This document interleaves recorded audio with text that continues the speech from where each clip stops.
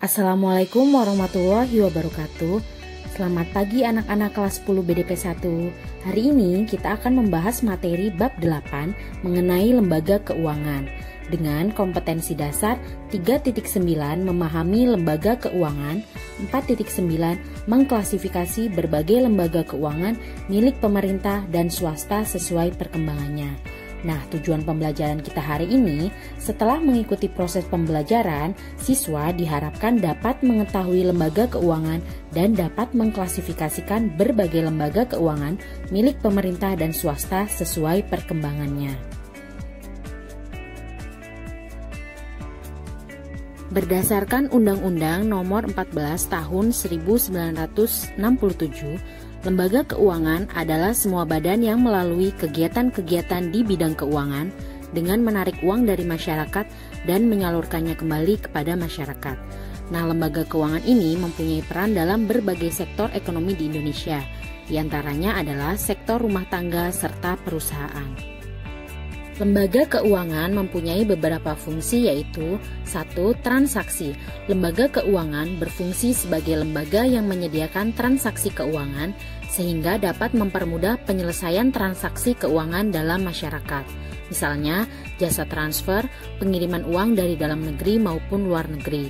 Dengan demikian, masyarakat bisa menghemat waktu dan tenaga untuk masalah transaksi.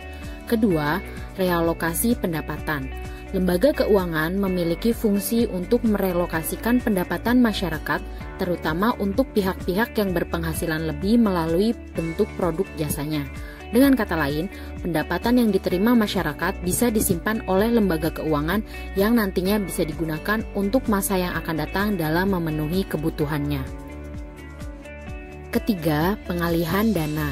Lembaga keuangan berfungsi sebagai pengalihan dana, yaitu bentuk perpindahan dana dari pihak yang memiliki dana lebih kepada pihak lain yang membutuhkan atau kekurangan dana. Contoh lembaga keuangan yang berfungsi sebagai pengalihan dana ini yaitu bank umum, bank syariah, perusahaan asuransi, dana pensiun, dan perusahaan leasing. Keempat, likuiditas. Likuiditas berkaitan dengan kemampuan lembaga keuangan dalam mendapatkan uang tunai pada saat dibutuhkan. Suatu lembaga keuangan menjalankan fungsi likuiditasnya ini dengan menyimpan kekayaan perusahaan dalam bentuk berbagai macam instrumen keuangan seperti deposito, tabungan, obligasi, dan saham. Nah, dengan demikian masyarakat yang memiliki kebutuhan mendesak bisa mendapatkan uang tunai dengan mudah dan tidak perlu merasa khawatir. Lembaga keuangan dibedakan menjadi dua, yaitu lembaga keuangan bank dan lembaga keuangan bukan bank. Hari ini kita akan membahas mengenai lembaga keuangan bank. Lembaga keuangan bank adalah lembaga keuangan yang menyediakan jasa keuangan perbankan. Dalam dunia bisnis, lembaga keuangan banyak membantu dalam aktivitas bisnis suatu perusahaan, misalnya dalam bentuk modal, jasa transfer, dan yang lainnya. Macam-macam lembaga keuangan bank berdasarkan fungsinya dapat dibedakan sebagai berikut. 1. Bank umum. Bank umum adalah bank yang kegiatannya melakukan pelayanan jasa-jasa bank. Bank umum dalam kegiatannya ini adalah menghimpun dana dari masyarakat dan menyalurkannya kembali kepada masyarakat. Nah, bank umum ini biasanya disebut juga dengan bank komersial. Contoh dari bank umum yaitu BNI. Kedua, Bank Perkreditan Rakyat atau BPR. BPR ini adalah jenis bank yang kegiatannya memberikan pelayanan dalam bentuk jasa keuangan di daerah-daerah pedesaan dan khususnya masyarakat yang membutuhkan dana untuk kegiatan UMKM.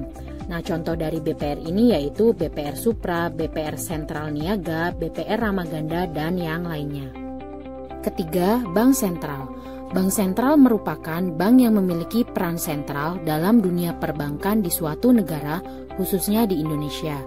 Bank sentral berperan untuk menciptakan dan memelihara kestabilan nilai tukar rupiah.